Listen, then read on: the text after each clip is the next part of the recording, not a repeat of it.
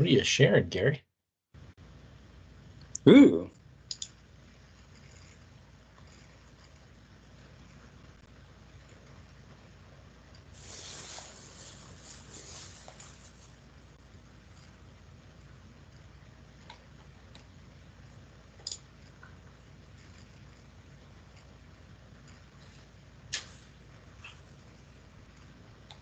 Hey, John, just for awareness, I'm going to be voice only. I'm on the road, and there'll be a point when I get back to my garage where I'll lose signal for a little bit, and then I'll be back on. Just so you're tracking. Copy that. Thanks for the heads up. Anytime.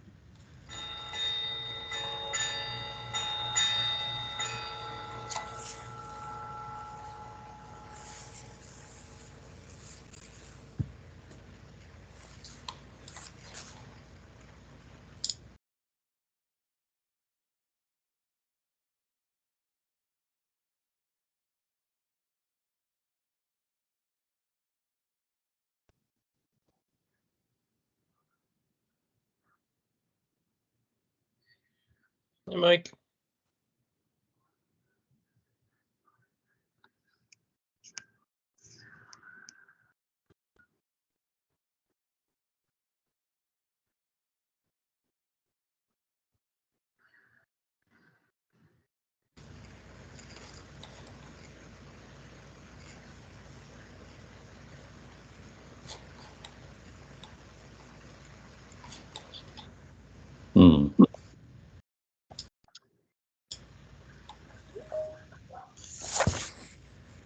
Gary here. For some reason, my camera doesn't seem to be operating. Yeah. It might be on my end. I'll monitor it.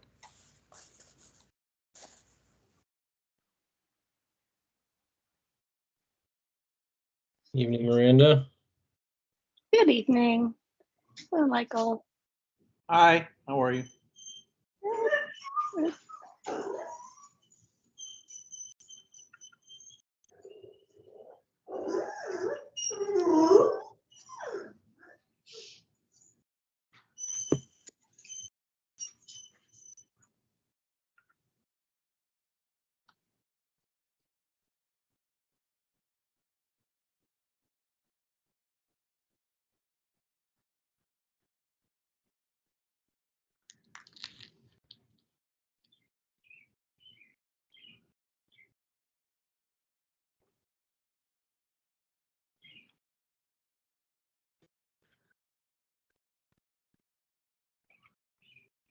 Right. Jackie and Louise in 1, 2, 3, 4, 5. Not quite to a quorum yet. Sure, I saw that Prescott got officially appointed. So what does that bring us up to?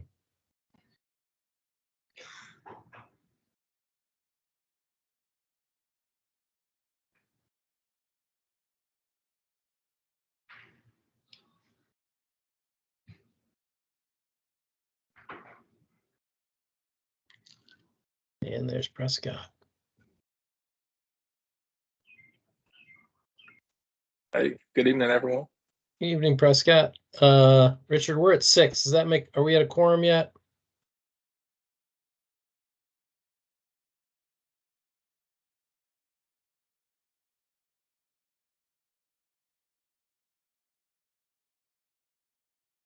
That's 7, actually. I think Richard's just in management mode. Sure.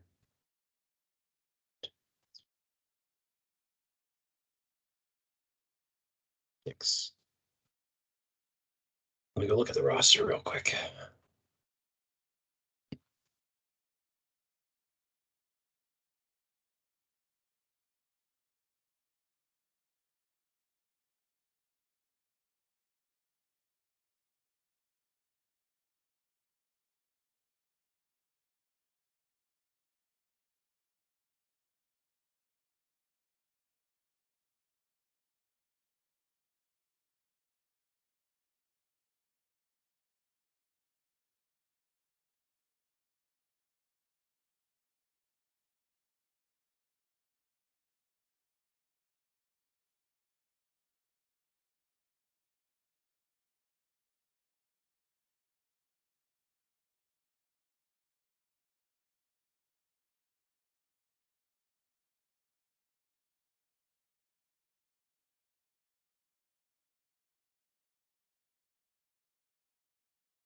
All right, we have 10 official rostered members, so if we're at 6, we have a quorum. Let's get started. Welcome. I'm going to do my best Frank tonight. He is on the road. Tonight, we'll call the meeting to order and open it up for public comment. Do we have any public comment?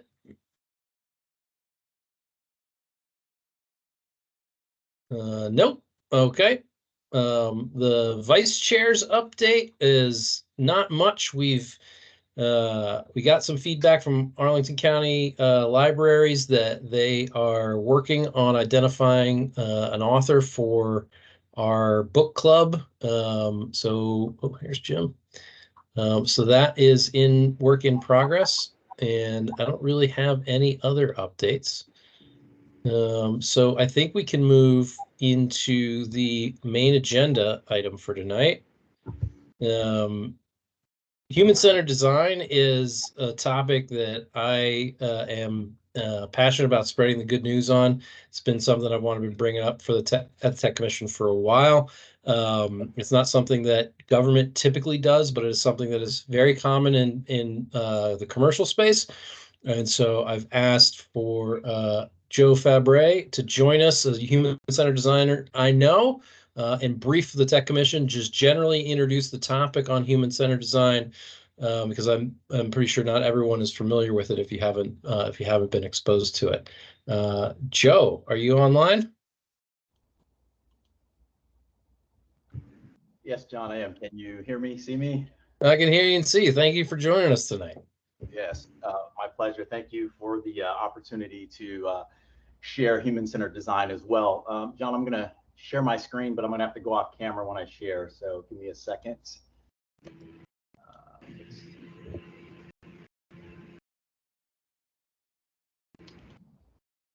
All right.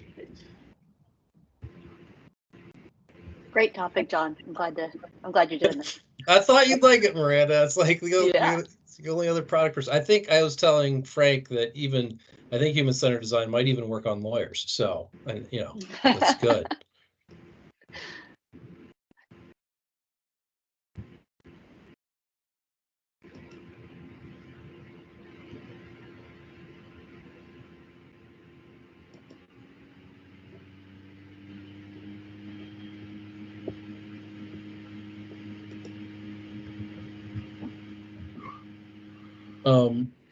One admin note while Joe's bringing up his presentation. Prescott, would you mind volunteering taking the notes for this session, taking the meeting minutes as is your first session as an official member? A low man on the totem pole duties. Yeah, sure thing. I'd appreciate it. Thank you. Yeah, sorry about that, That John. happened to me too, Prescott. John, can you hear me? Oh, we can hear you. Okay, let me try this again. Can you let me know when you see my slides? I can see your screen, your whole screen. All right, let's present. And now your slides are taking it up the whole screen. All right. All right, thank you, everyone. I appreciate, again, the opportunity. As John said, I am Joe Fabre. I am a current UX UI designer. That's a user experience, user interface designer with the federal government. I have been so for approximately going over a little 5 years now. Let's see. I have had my experience with human-centered design from my time in the military as a submarine sailor, and a consumer of goods and products. We all have our similar experiences, positive and negative. And we will dive into and explore some of the concepts, the high-level concepts of human-centered design.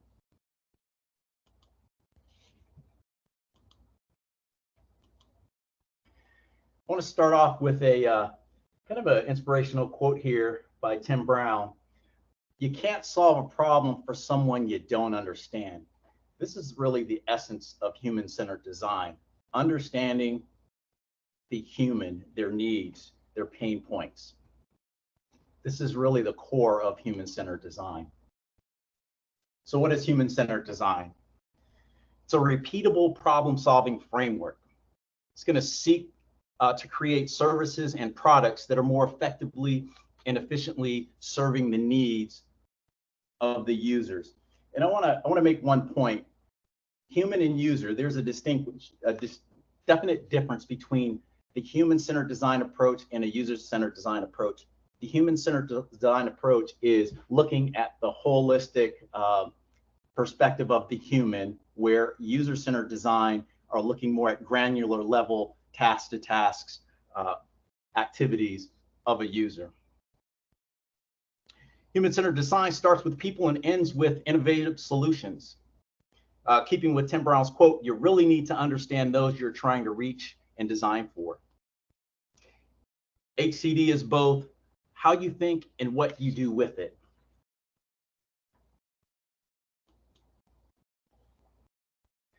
Some key importance to human-centered design: user satisfaction, increased adaptation, reduce risk and cost, empathy, inclusion, and innovation.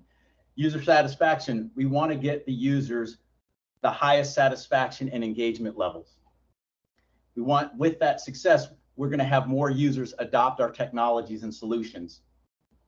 It's going to be more sustainable and word of mouth. Reduce risk and costs. Early understanding of the user needs is crucial. So we test early and often to make sure that we truly understand those requirements, those needs of the users. And please, if anyone has any questions, this is really more of a conversation than a lecture. Empathy and inclusion. We want to make sure that we are capturing the needs of a broad user community of ages, of technology intelligence, to various backgrounds, cultural and custom needs. Innovation, addressing real user needs, definitely pushes designers to think outside the box and create and think of new solutions and technologies to serve our users.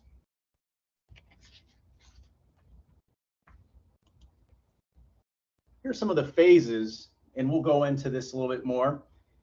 We have a discovery phase where we learn about our customers. We define, once we understand our users, we then ideate, brainstorm. This is where we come up with the solutions. We then take that concept, prototype it, test it with the users, we get feedback, and then we implement the solution. Does anybody have any questions?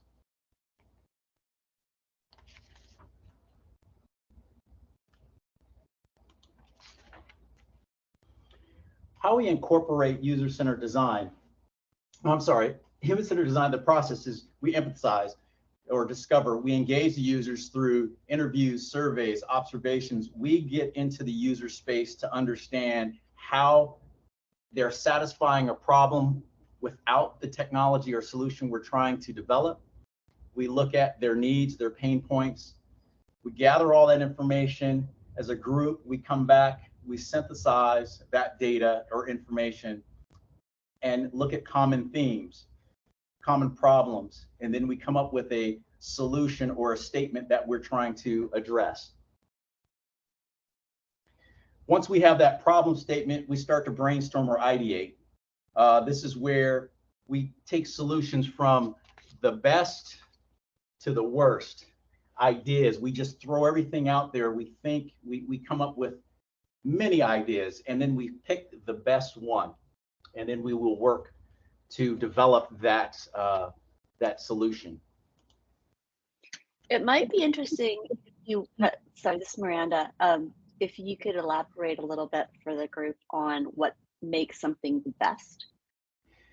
It's a great question. So what we do is when we go engage the users, we listen to their needs, we get their feedback, and we look at the ideas, and we're going to go over a couple case studies, or one case study. But what it does, for example, is what is the best solution? It has to kind of meet the needs of the cross group. It can't meet the needs of one particular group. It satisfies the goals. Can we get a particular task or objective accomplished for our user community. Does that help? Yeah. Just like that best is often a loaded term that It, might need a little bit more digging. So thank you. it Joe, is. and Joe, Jackie's got her hand up. Jackie? Yes. So I think it would also help, although I think I know what you're talking about, and I think I've even been through this process, if you would give people an idea of what some of the concrete factors are that you look at.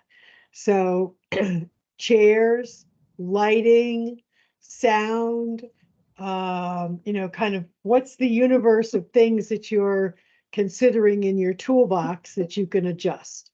That's an excellent point. And, from my perspective, and this is great feedback as, developing or creating this PowerPoint, I'm thinking more of IT solutions. So I'm thinking pixels, mouse clicks, keys. But you brought up a great point. When we think about human-centered design or developing for our user base, we have to think about their environment as well. If I were to create access to a community center to receive information or a presentation, I would want to make sure that there was a ramp for those who have ADA requirement needs. I want to make sure that there's interpreters or sign language interpreters for the deaf.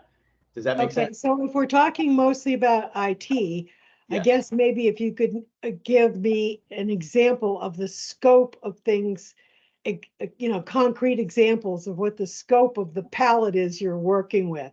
I mean, are you looking at, do people understand the icons? Or are you looking at screen resolution, speed of download, upload speed and patience? What kinds of things are you looking at?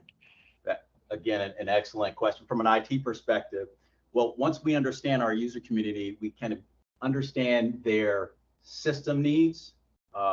Every user or human is going to be operating a different system, Mac versus Windows. There's going to be different. Some people still on dial-up. We have a satellite means of communicating the information. So we take a look at the big swath of the user environment.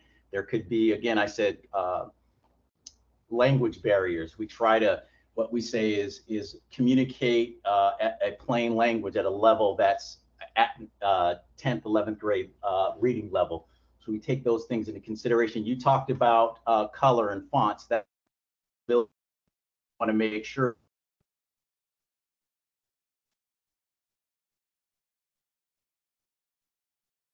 We lost your audio there, Joe.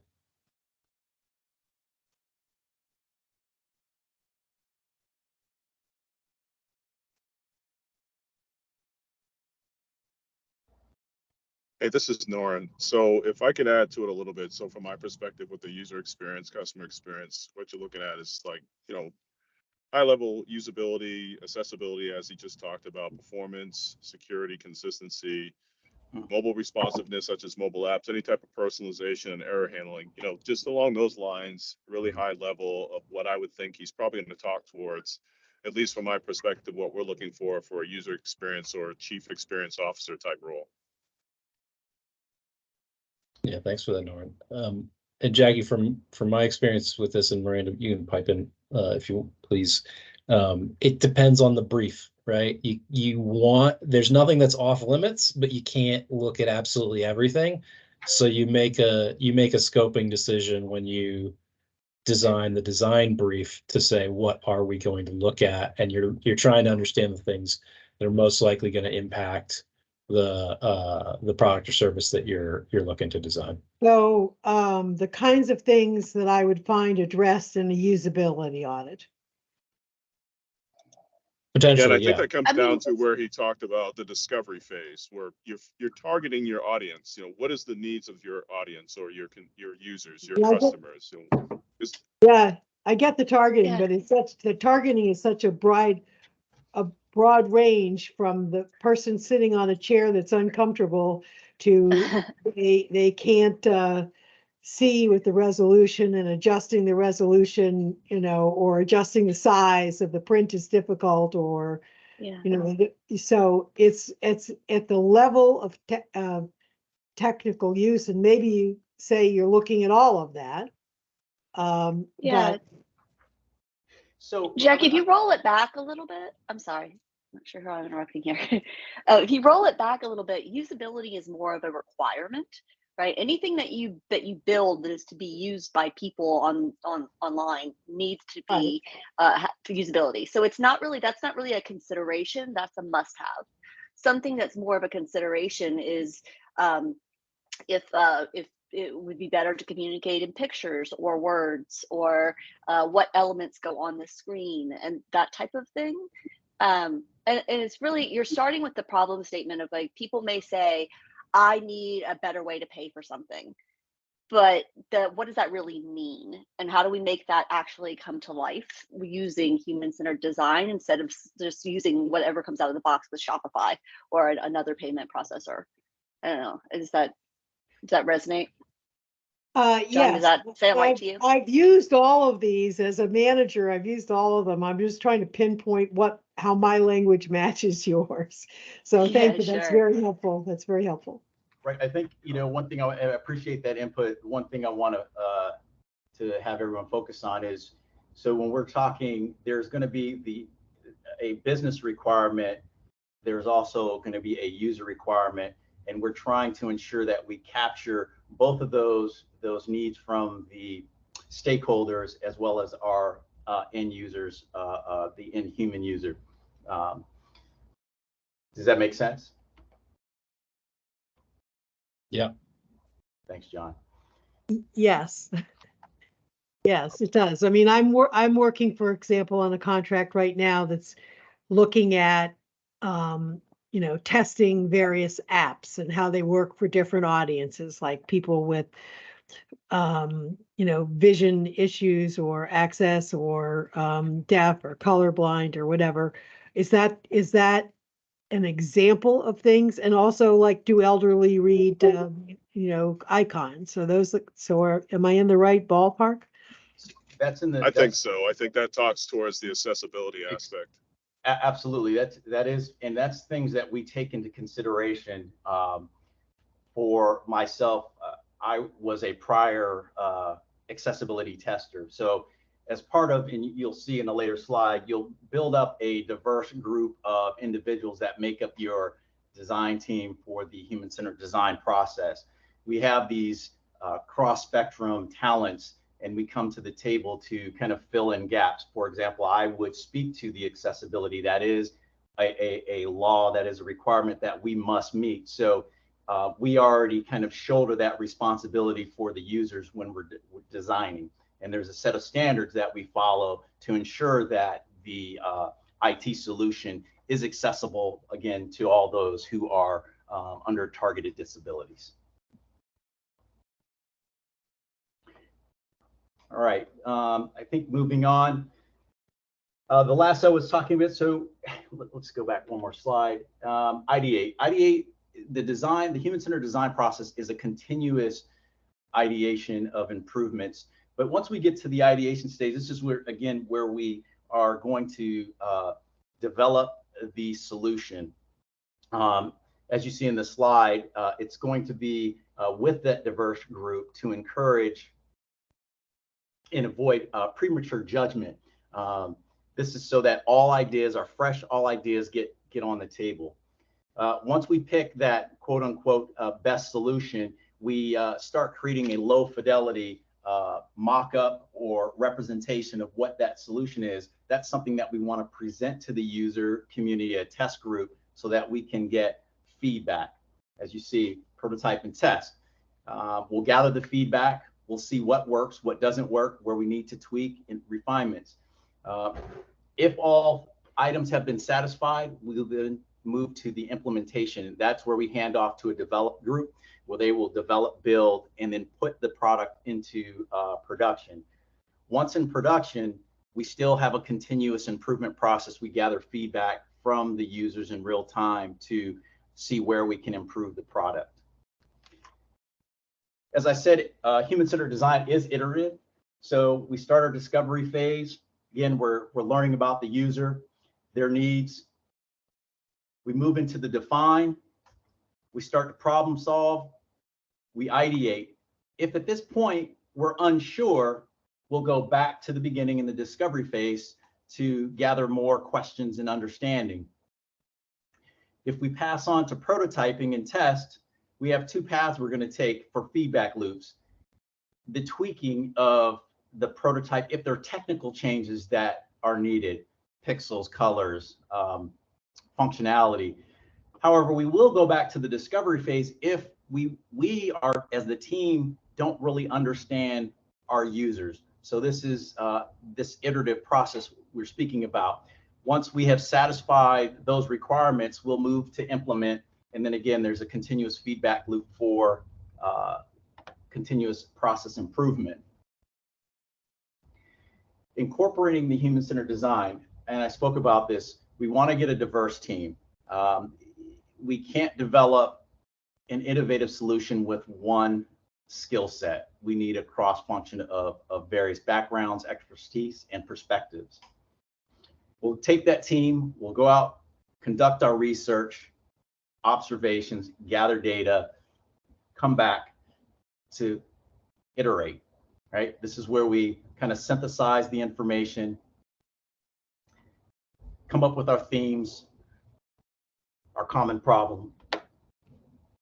And again, this is really repetitive, prototyping and testing. Ultimately, these 6 points will help us build some empathy for the users, understanding their environment, their needs.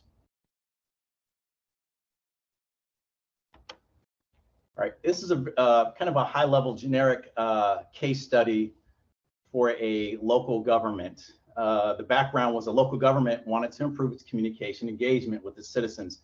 So what it did is it pretty much commissioned a group to go out and find a application that would provide ease of use, would provide accessible information for users. And what they wanted was a mobile app. So going through the phases of the case study, the design team went out, they conducted their interviews with focus groups, right? They talked to a wide range of citizens, right? Residents of various backgrounds, digital literacy, ages, right? The point of this was to understand the user's frustrations, their preferences, their expectations, concerns. When we move into phase 2, that research highlighted common pain points, right? Difficulty finding relevant information, lack of clarity, service offerings, limited channels, providing feedback for the users. The users within this particular community had no voice to provide feedback to their local community or local government. The team also identified a need for that app that would offer user-friendly interface, comprehensive information, and interactive features. The team once got together and they started to ideate. This is where they came up with various ideas and concepts. They considered user-friendly interface, personalized notifications, easy access to government services. What does that mean? Well, there was no need or means to access information, so making this app available potentially would provide an ease of access to services. And the key thing that they looked at was the feedback mechanism for the users. Prototyping, they built the low fidelity mock-up of the app and put it in front of the users to test. The prototypes included the features that they sought during the ideation phase: request form, event calendars, live chat support, and easily searchable knowledge base. These are addressing all the pain points that were found in the discovery phase. Once that's built, it was put in front of the users and a small group. The team observed how the users interacted with the app. They collected feedback and identified areas of improvement. That next phase, the group took that feedback, analyzed it, and made necessary changes to hand off to the development team to build the conceptual idea to a real world application. Some key results from this case study. The government did receive positive feedback from citizens. They were able to develop and design the user-friendly interface. And it encouraged, the key thing, it encouraged user engagement, and there was sustainability of use. Okay.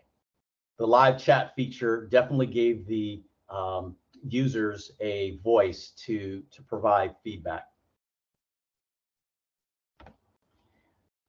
All right, in a nutshell, I have this slide up for you to kind of read over. Are there any questions on the case study?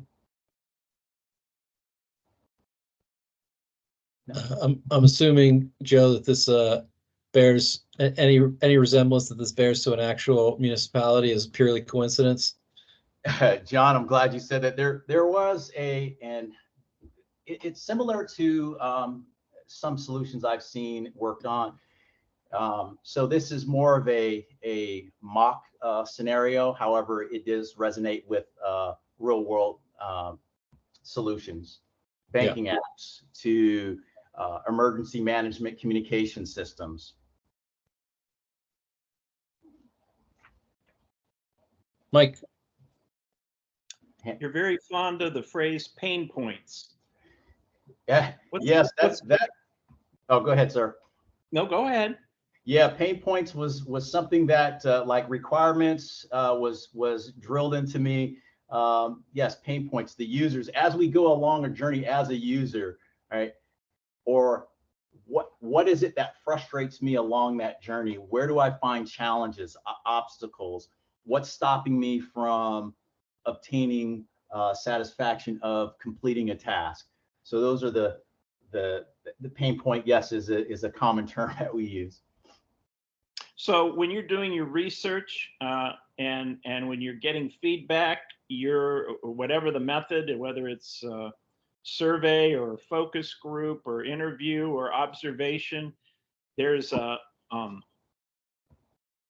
priority to noticing what is causing people pain. Is that correct? Yes. So what we do is I love what you said about the different means of how we would gather that information when we're looking at our users. So we can go back and do qualitative or quantitative research. What we like to do is when we're observing a user, we kind of listen, watch over the shoulder. We listen for frustrations, triggers as a user's using a product. We look at surveys, we look at commonality of trends, and we kind of assess that information. For us, the basic question is, what task are you trying to accomplish? How are you accomplishing it today? And what challenges are you met with the current tool that you have? Those are like 3 basic questions that I would ask, and then observe, watch, and then bring that information back to the team and then share with the team as each individual may have observed or reviewed their users during their groups. Does that answer your question, sir?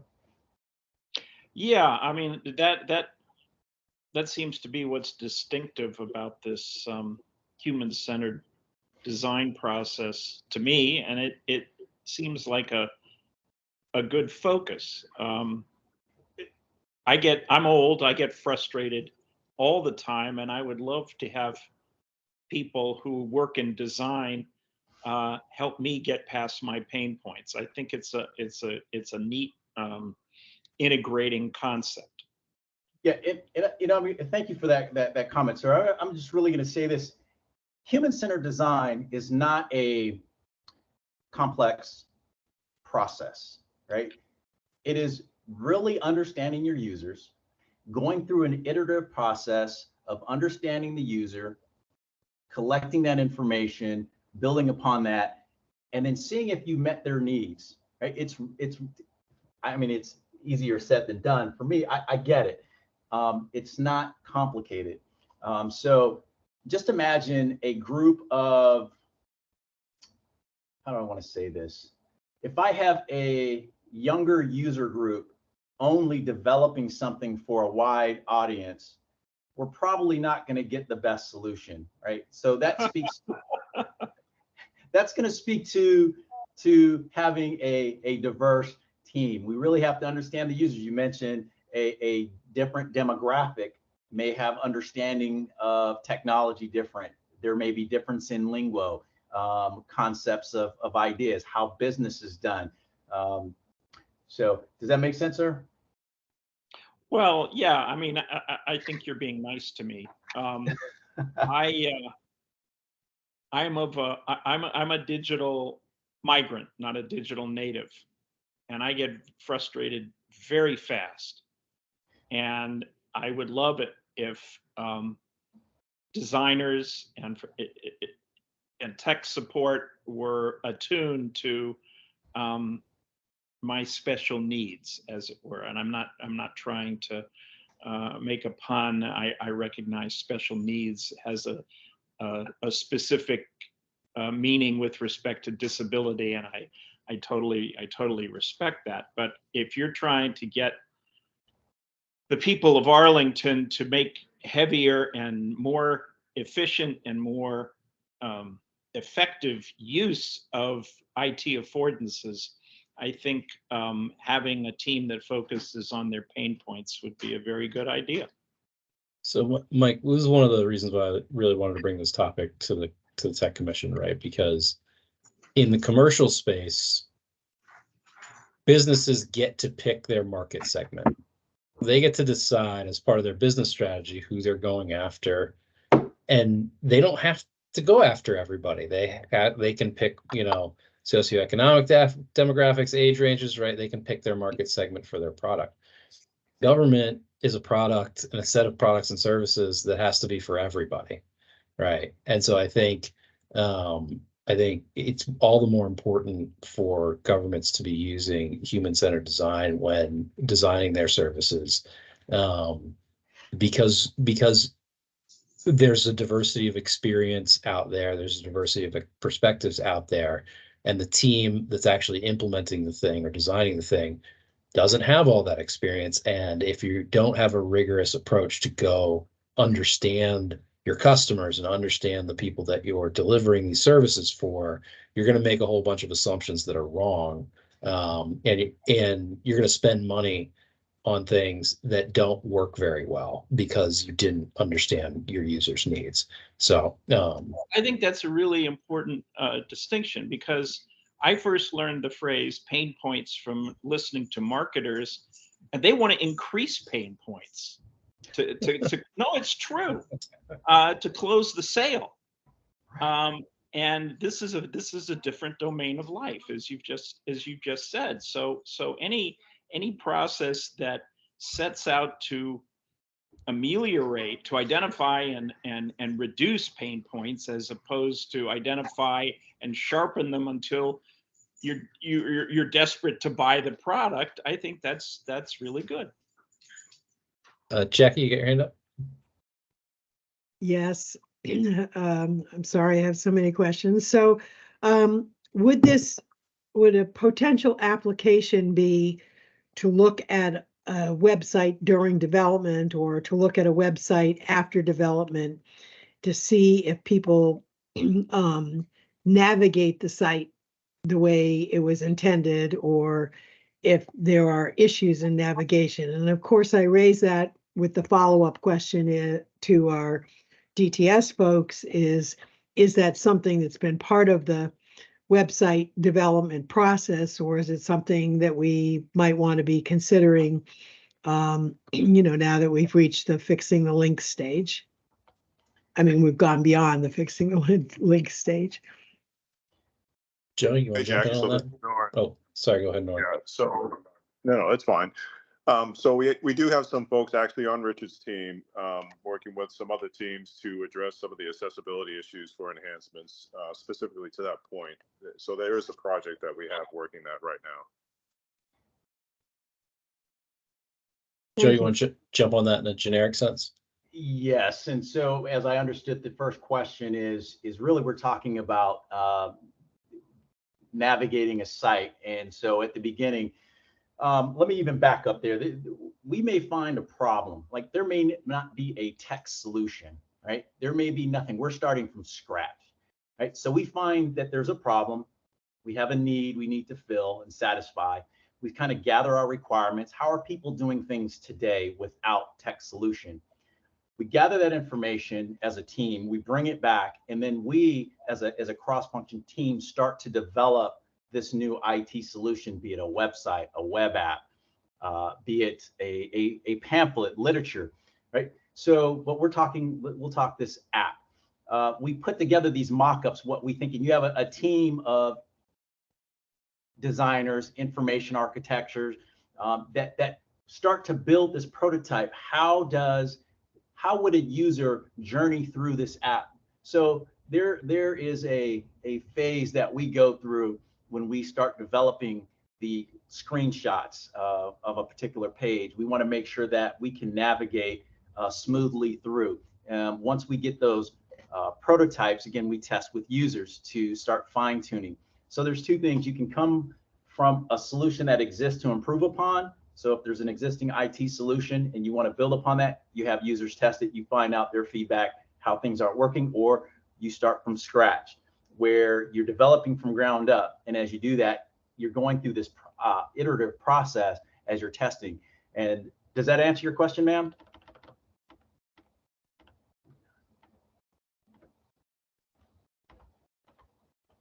Sorry, I'm slow on the button. Yes, it does. And of course, our inside team answered the question, which was where I was getting at, is this sounds great. And how when you look at our Arlington, some of our Arlington systems that interface with the public, is this something that we incorporate into our process? Yes, and I'm glad you said that. Let me get to my slides here. Sorry about that. So the challenges of human-centered design. The challenges of human-centered design, as all projects, there's limited funds. There's going to be time constraints, and there's going to be resistance to change, right? And so those are some of the challenges that we're faced as we start going through the human-centered design process. And we try to, as best as we can, address all needs with the time we have, with the funds available, with the resources available, right? And hopefully this second bullet point, the long-term benefits will clearly outweigh or should outweigh these obstacles. So human-centered design focuses on users. We're trying to capture and bringing satisfaction to the users, reduce risk, foster innovation, and promote empathy. Steve Jobs said it well. Let's remember that design is not just what it looks like and feels like. Design is how it works. And I have a list of some references within this slide presentation. There's some good reading references and material for those who are interested. John, I turn it back to you. Thanks, Joe. Any questions for Joe before we take the discussion to the commission?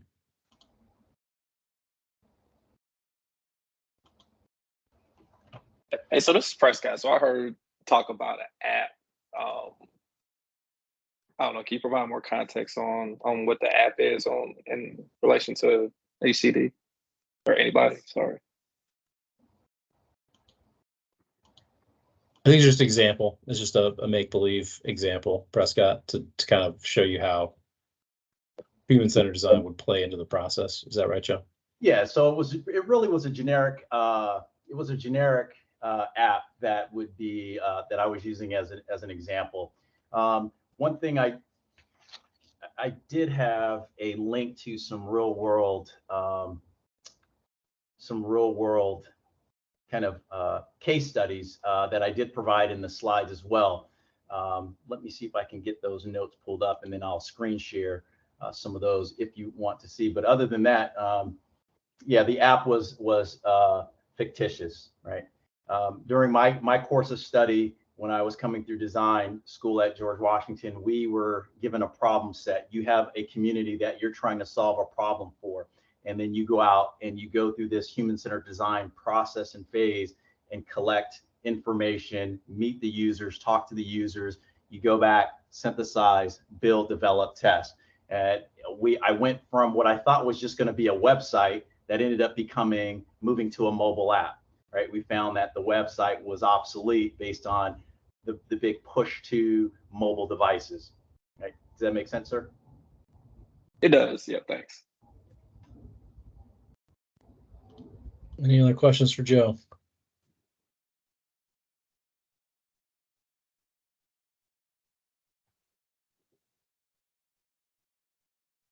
All right.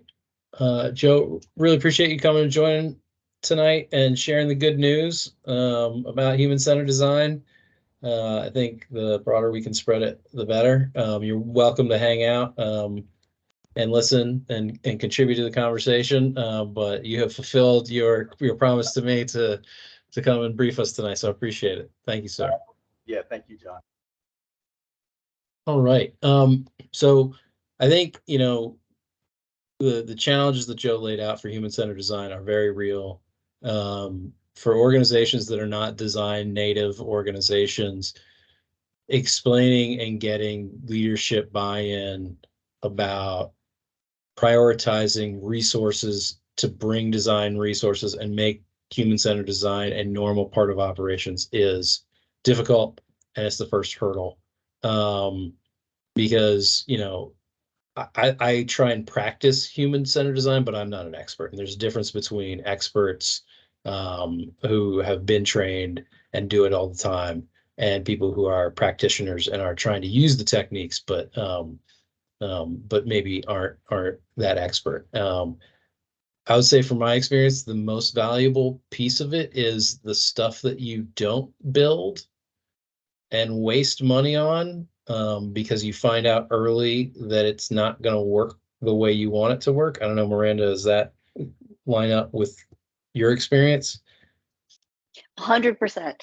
Sometimes when you take this approach, you end up like 90 degrees or even 180 from where you thought you needed to be. I think a lot of the people talk about the problem to solve, right? So if you start there rather than what you think you need to build, but you actually spend the time doing a lot of this research and discovery that we've been discussing, you end up with something that sometimes looks nothing like what you originally thought it would be, but it's going to save you. You won't have to revise, and you're going to start from where you really need to start to make your consumer happy.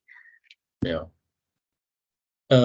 So I think, I don't really have anything else other than that, other than I think we should probably advocate that the board support human-centered design practices.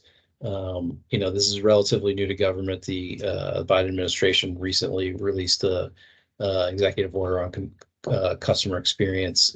So it is government's starting to catch up. Hey, John, can I talk to that real quick? Yeah, please. So I'm getting ahead of what does DTS have for the group. So as some of you may have seen, we have actually advertised, it's out there right now, there's an announcement for a chief customer experience officer. So it is focused on exactly everything was briefed this evening. So we created that role. It's a division chief level role. So it's an executive role that's going to take all the most customer facing teams in DTS, and they're all fall under this individual. So we are heading towards that direction. Everything is being heard. We've heard this before. This is based off of some of the research I did when I initially came on board as deputy director, and just moving forward with that. So county managers bought off on it. We've created the role, and it's out there. Just wanted to go ahead and pass that on. That's amazing. I didn't even realize that. Good work. Yeah, that's great. That's great. All right. Well, fantastic. Anyone else have any comments before we close the human-centered design topic? Joe? Yeah, one thing, when I was looking up, I forgot it was Arlington. I'm from Fairfax, John, was from Fairfax. So, but I was looking at your strategic goals, and your strategic goal speaks to and touches on human-centered design. It doesn't come out and say it explicitly, but it does speak to the basic premise of human-centered design. Yeah. Just food for thought. Absolutely, and that's the basis or premise rather where I'm moving forward with creating that new role to focus on that aspect. That's awesome. Maybe we can get the rest of the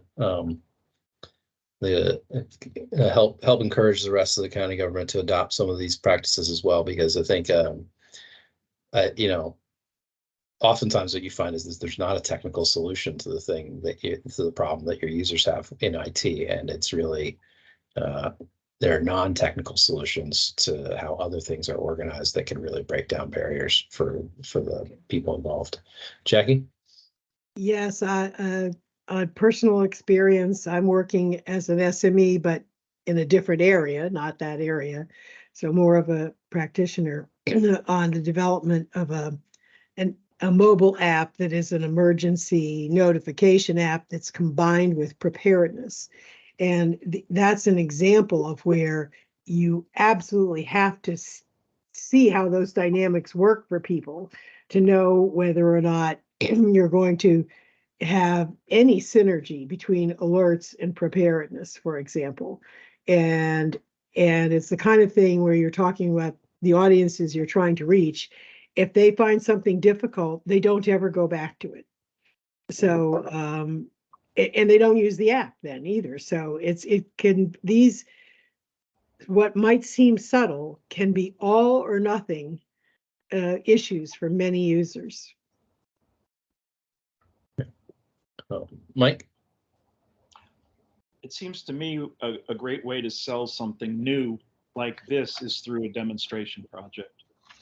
And by a demonstration project, I mean gathering a few Arlington citizens and members of the board and finding one or two of these experts and leading them through a design review process of one particular aspect of the Arlington website. Demonstration is the best teacher. I agree. Joe, you want to add something? Yeah, this will be my last comment, John, promise. So the young lady who just spoke on her personal experience, I can say coming on to my agency, the government agency, we took a supply chain solution from pen and paper, and you had a user community who was so set on using their pen, paper, their Excel spreadsheets, and not using the solution we were developing. So it was challenging to have that change management was really a hard process. So getting your right executives on board early is definitely going to be key, in my opinion. That was one thing, John, I wanted to add. Yeah, agreed. All right. Well, I think we might take a crack at writing something up, supporting the customer experience position, Norin, and the county government's moving, the managers move in that direction, to let the board know that we're in agreement with that. That always helps. Other than that, I think we can close this member item of the agenda item and move hopefully to see the U.S. Women's World Cup team defeat the Netherlands starting at 9 p.m. tonight. I do have from Frank his legislative update. Let me pull that up.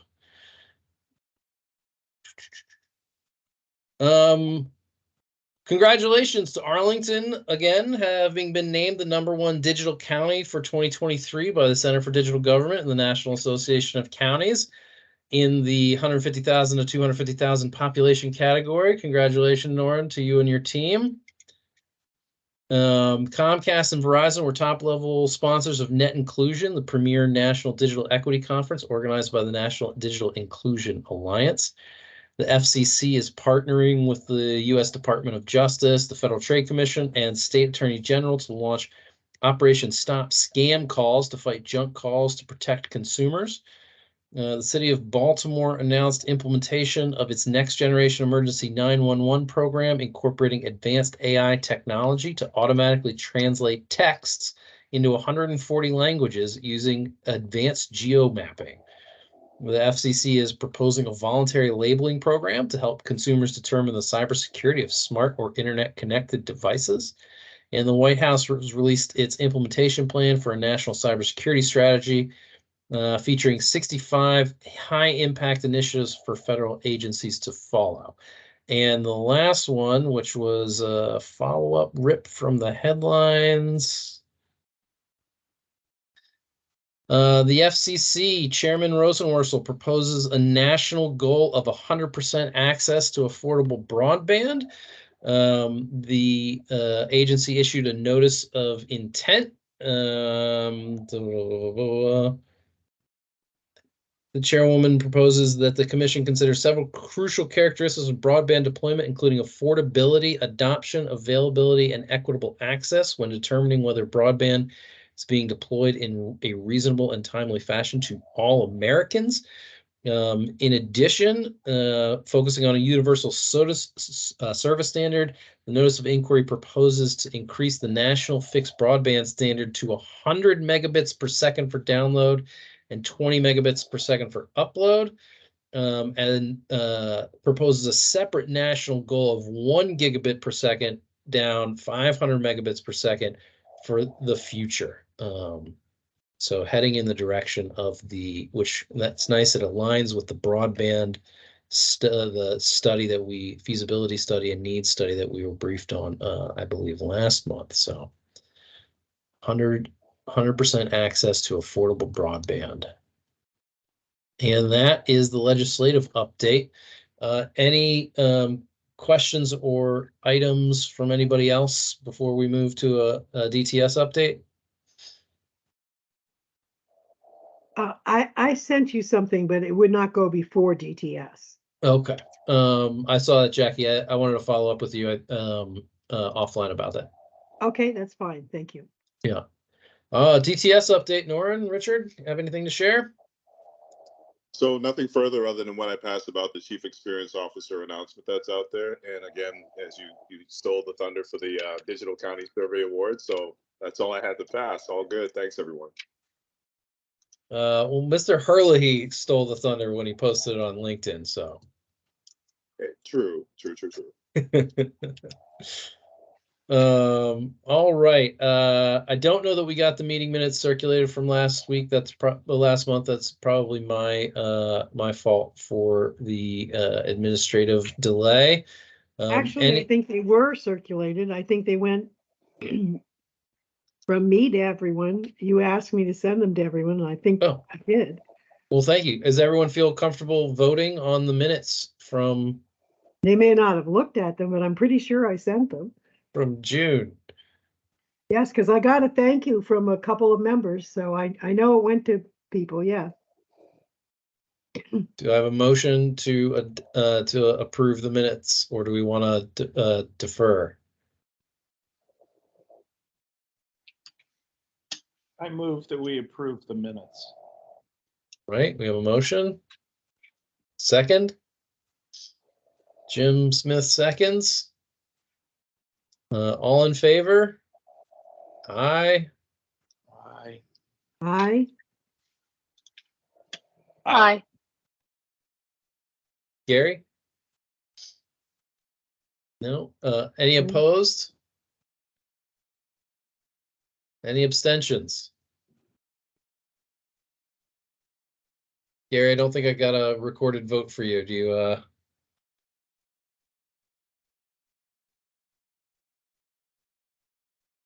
All right. Gary might be having some technical difficulties. We will leave him as not voting. The minutes are approved by a vote of 5-0.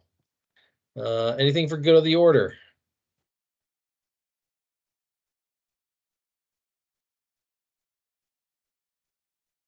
No. All right, then I'll ask for a motion to adjourn. I move we adjourn. Thanks, Mike. Do we have a second? Jim. Second, not me. I'll second that. A second. Oh, all right. We'll take Miranda's second because she got off mute first. All in favor? Aye. I Aye. The meeting is adjourned. As a reminder, we are skipping August. We'll see you all again in September. Have a good summer, folks. Thanks. Bye-bye. Good night. Take Thank care, you. everyone. I Hey, John, can you send me a copy of the crap? Did he drop? Drop, didn't he? All right, see you all.